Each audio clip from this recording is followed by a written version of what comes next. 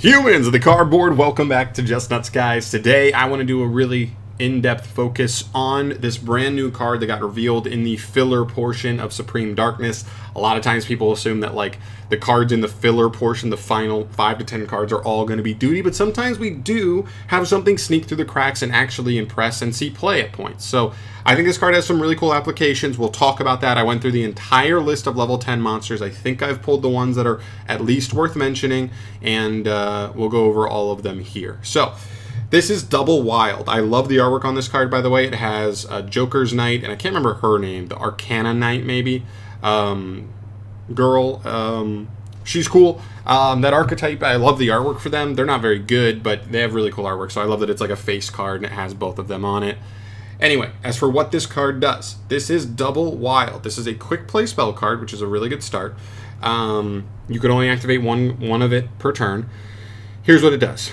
It targets one level 5 or lower monster you control. That is cost, so if your opponent removes that monster, I believe it will ruin this card, and that's definitely a downside, but at least you are a quick play spell, so we could potentially still use this on the opponent's turn. We can even use this as a response in response to something that our opponent may be doing to remove a monster we control. Target it to resolve this card first and allow us to work from there. So what this card does, well, after you target a level 5 or lower monster you control, you cannot special summon for the rest of this turn except monsters with the same original type as that target. So that's definitely something we need to look out for. We need to look for archetypes or decks that are willing and okay to play solely within one monster type.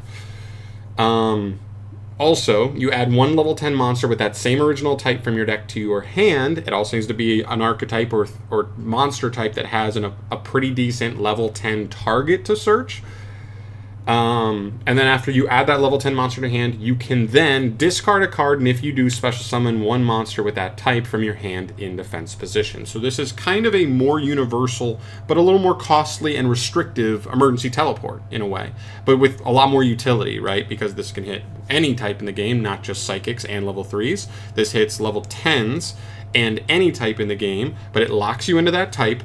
And if you want to pull that monster all the way out onto the field, you have to also discard a card from hand. It's also a hard once return. There are some key differences for sure. But E-Telly is so crazy, if there was an E-Telly for every monster type, it would be played in so many different decks. So I do think even though this one is a little more restrictive, a little more specific, stuff like that, I do think this card could still end up seeing play, because even if you don't want to do that discard to summon from hand, it is still just a Rhoda for a level 10 monster. So archetypes that have really powerful or important level 10 monsters, this card just Rhodas for them very easily. And as a quick play, even being able to pull those cards entirely out of the deck on the opponent's turn adds the utility to this card of, like, if you draw 2, you can use one turn 1 to get your plays going. You can even use a second one on the opponent's turn to get even more interaction and stuff from there, which is really cool. So there you go. That's what the card does. Now let's get into some of the cards and the ones that I think are the most relevant, at least. So we're going to start with the ones that are most relevant. We'll get to the more fringe ones, the more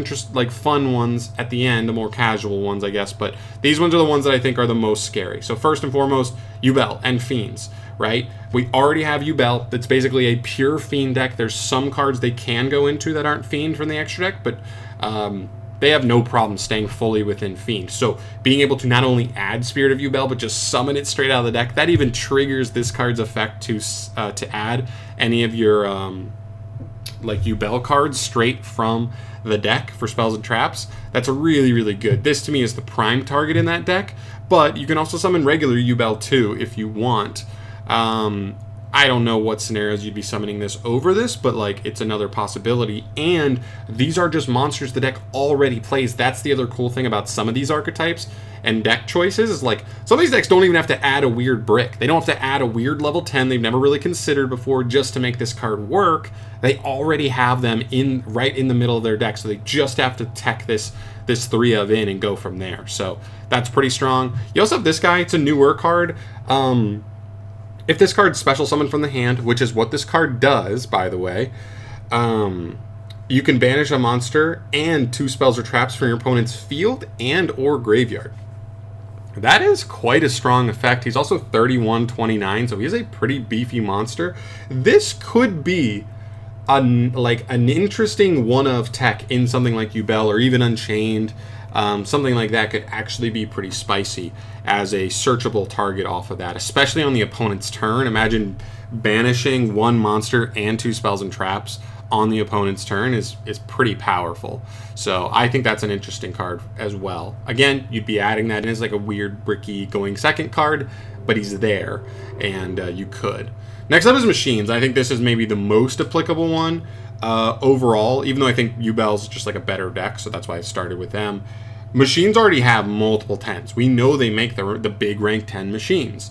The first one is Citadel, which is awesome because Citadel is already a brick in the deck, and this card actually helps you unbrick him even when you have him, which is really awesome. And even summoning him going second is actually like pretty good here. Normally you're cheating him out off of the trap card on the opponent's turn, not cheating him out, but just summoning him out off the trap card. Now we can get this guy out on turn 1 like immediately. Which is really, really cool, like a lot easier than maybe we were able to before, or maybe just earlier, and like push into a board a lot quicker because this guy threatens quite a bit, which is really cool. Next up, Heavy Freight Train, Derrick Crane. This is also another extender the deck already plays. It's cool. You can just search this extender. You can just search Bullet Train, also another good extender. The deck normally plays at least one of each of these, so boom, you can get extenders. If you don't want to discard, like you can just get these guys and they just help you extend, or you can get the boss monster if you just want to go straight for Citadel. That's why I think this deck has the best application. You also have Karnat, the Eternal Machine. This is a card that's interesting. It's a level 10 light machine.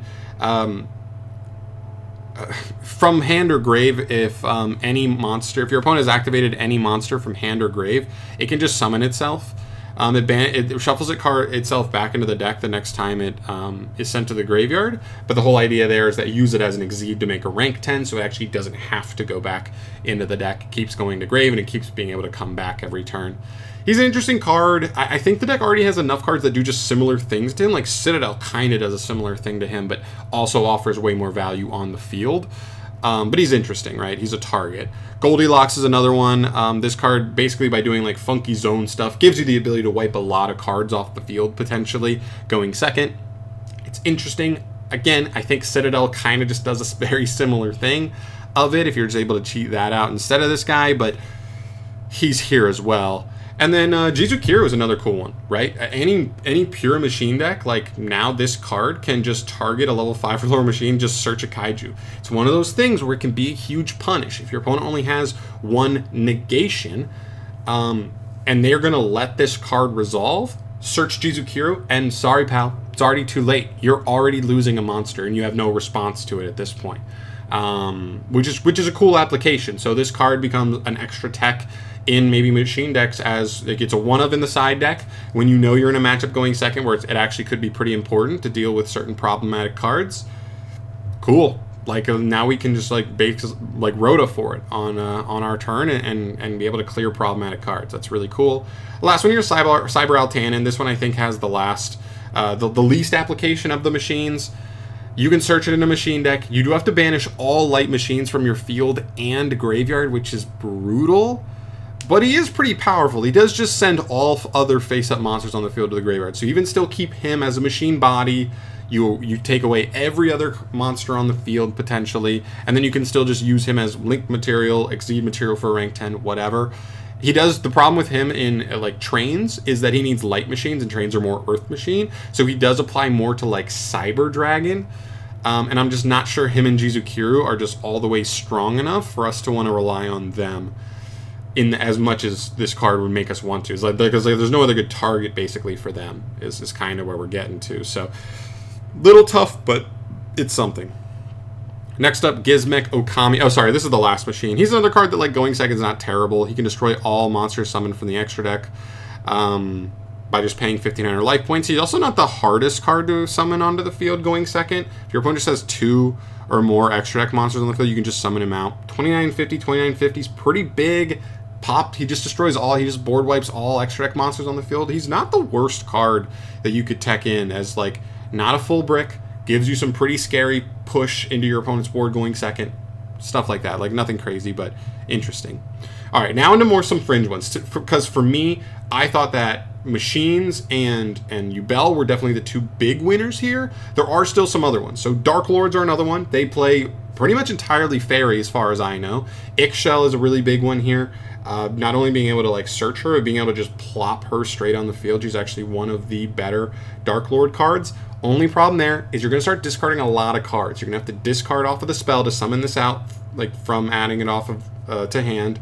You're also going to have to discard 2 cards from her, from your hand to use her effect. That also can be a little tough. And like I know the deck just kind of loses advantage pretty quickly because of how hefty their discard costs are, but still could be a better engine card than what they have. The Time Lords are interesting too. They're fairy based. The weird thing about them is you can't really summon them out. You can't really summon them off of this card because they get summoned in defense position, so they can't even really do anything in battle phase, and that's really their entire utility. But if you're okay just using this as a rota for them in like a fairy deck that maybe doesn't need the normal summon quite as hard, or even just a pure, Time Lord deck, if you're able to put any level 5 or lower Time Lord on the field without normal summon, and then just go ahead and get one of these, use these as your normal summon. Like, what is it? This one shuffles a card your opponent controls into the deck when it battles. This one shuffles all cards in your opponent's graveyard into the deck when it battles. This one, let's see, return as many monsters on the field back to the hand. That's pretty cool. It even returns them. Oh, other than this card. My bad. Not that. And then Zafon, I think, shuffles all spells and traps your opponent controls back to the deck. There's actually some pretty good utility here. They're just pretty costly, right? They take your normal summon, they get shuffled back into the deck on your next standby phase if they're still on the field. It's just they're not great for advantage. But if you're playing a deck that doesn't care about the normal and can set up the fairy beforehand, they are pretty interesting because they're all 10s. Now this one's going to be weird, and you guys are going to definitely look at me sideways. Somebody mentioned this in the comments when I reviewed the card for the first time. It said dragons, and they said Red Eyes Darkness Metal, and I said, yeah, that's pretty good. But I'm telling you, it's literally the only target. Look through all level 10 dragons, you would think it's dragons. Dragons have good monsters at every level, right? They're like the most developed monster type in Yu-Gi-Oh! They do not have level 10s. It is Red Eyes Darkness Metal, and that is it. Which is kind of a problem because this card is a very good target for this, but recently the most standard way to play the deck is to just play the Red Eyes package. So your standard 1-card combo is searching this card immediately. Basically first action is searching Red Eyes Darkness Metal, which means getting a second one doesn't work since they errated it. It's not soft once per turn anymore. If it was still soft once per turn, I'd say fuck it, play 2 of that sucker. He's a good extender. He now can be a crazy extender from deck. But unfortunately, that's not where they land, unfortunately. So it's a little bit awkward. This is another one where it's dragons. We'll probably get another good level 10 dragon at some point, so it's something to keep an eye on. And honestly, just in general going forward, I would just say keep your ears perked up at any new level 10 monsters when they come out. Keep this card in mind. Whoops. And then some other fringe ones. Elich is kind of cool. Being able to search Eldritch and even just summon him straight out of the hand for a zombie extender. It also discards a card, which is good in zombies, so getting stuff into the grave. You could even use this to add Eldritch, pitch Eldritch, and then summon a bricked up Ballardrock in hand, or an Uni zombie that maybe you already normaled, but you still you had double normal summon. There's some pretty good applications there as well. While also setting up Eldritch and grave. So that's actually not a bad one either. I think that one could work. Christina's interesting, or not Christina, Tistina. Both their big boss monsters are Aqua, and they're actually pretty strong. They both just have an effect this one's on the main phase, this one's during either player's main phase, but they just say change as many monsters your opponent controls face down as possible, then send all face-up cards your opponent controls to the graveyard. So whatever doesn't get flipped down gets sent to the grave. It's a pretty powerful effect. My question is the rest of Tistina Aqua, can you play the deck fully Aqua? That's what I'm more worried about restriction-wise, but there's some decent synergy here, for sure. Arcana Triumph Joker, I had to throw her in here because she's on the artwork. This is her her name, by the way, which I can remember. Arcana Triumph Joker. She's okay. It makes her a little more accessible. I remember even when I saw people mess around with the deck on regionals and stuff, I don't even know if they were playing her. If they were, it was just a one-of. This may make her just a lot more accessible and just better overall in the deck, but I honestly don't know.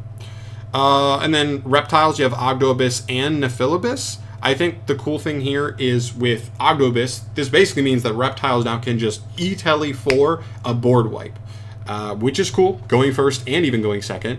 That's good. The one downside on him, of course, is that he sends all monsters that weren't reborn from the graveyard to the grave, and he won't be reborn in this manner, right? He'd be summoned out of hand, so he would send himself as well, but the deck can revive him pretty easily, so that's not the end of the world. Now, Filibus is also interesting because you can add him, use him for the discard to just extend a different reptile out of the hand, because again, this spell does not say you have to summon the monster you searched, it just says summon any monster with the same type as the targeted monster. So you know what I mean? You start with a reptile, you have another one in hand, you can search and just send a Filibus for an extender later, and then you summon the other one out of hand and just keep playing from there. It's pretty cool. Behemoth, King of 100 Battles. This card's not very good, and I don't know how many like pure beast decks even like you could even mention here. On summon, he can just target a tri-beast type engrave and add it to hand. That's basically all he's doing, but it's something, I guess. Ultimate Conductor at Tyrano is a little more interesting because this is just Rhoda for UCT in dinos, so that's something. The problem is it's just like not another level 10 dino that you even would consider here. And the deck already has like double evolution pill, so I just don't know if this is a necessity. But again, this is one target. If you tell me paired with the Jirac stuff and maybe down the line Konami releases another good big level 10 dino, then I might just sit here and go, okay, maybe we look at this card now. It's pretty good. And go from there. Cubics, I know this is just part of their game plan, part of their win condition. This does search Crimson Nova. I know his summoning condition is pretty outdated and the deck is just pretty outdated. But this is a card that I know this is their win condition. If you like this deck, it's cool to mention. And I think the last one here, yeah, it's the last one. Exodius, the Ultimate Forbidden Lord. It's a spellcaster target, so you have to be all spellcaster. The problem with this card is you summon it by shuffling. Let's see, you summon it by shuffling. Is it all monsters in grave? Yeah, all monsters in your graveyard into the deck and cannot be summoned by other ways. So you'd have to search him, you'd have to banish or shuffle your entire graveyard monsters back into the deck to summon him, and then he's just a spellcaster body at that point. If he goes battle phase, he can potentially Foolish Burrow you a monster, but like that's it. So for me, I doubt it. I don't really know a spellcaster deck that really just appreciates a level 10, mostly vanilla body. But he's here, and I know he's like not the worst card. We've seen him play in like World Legacy, World Chalice stuff before, but nothing really outside of that. So that's where we land. Really cool card. I really do think it has some cool applications. If there's anything else you guys think I may have missed, any other targets, please let me know. I mean, I did skim through the entire list of 10s. This was really the only stuff aside from like really cheeky anime stuff. These are the only things I thought that really had any worth. But machines, Yubel, maybe Ogdoadic, like maybe dragons, but I don't know, like we talked about that one. But there are some cool targets there for sure. And now just going forward, if insects get a good level 10 monster, you know, like these decks that already have like a pile, these pile decks, Dragon Link, Fiend Pile, Insect Pile, Machine Pile, like any of those types that just kind of have like pile decks. Every time a level 10 comes out now, I'm going to try and remember this card and see if it has application there. So keep that in mind going forward. But that's it for me today, guys. Thank you so much for watching, as always. I know we're running closer to 20 minutes, but I really wanted to go in depth on this card. I really thought it deserved it. So if you're fans of any of these decks down below, let me know your thoughts there or anything I may have missed as targets. But I love doing these videos. I have some other stuff planned as well. And I'll see you in the next video. Thanks for watching, guys. Subscribe to the channel if you want to see more stuff like this down the line. Peace.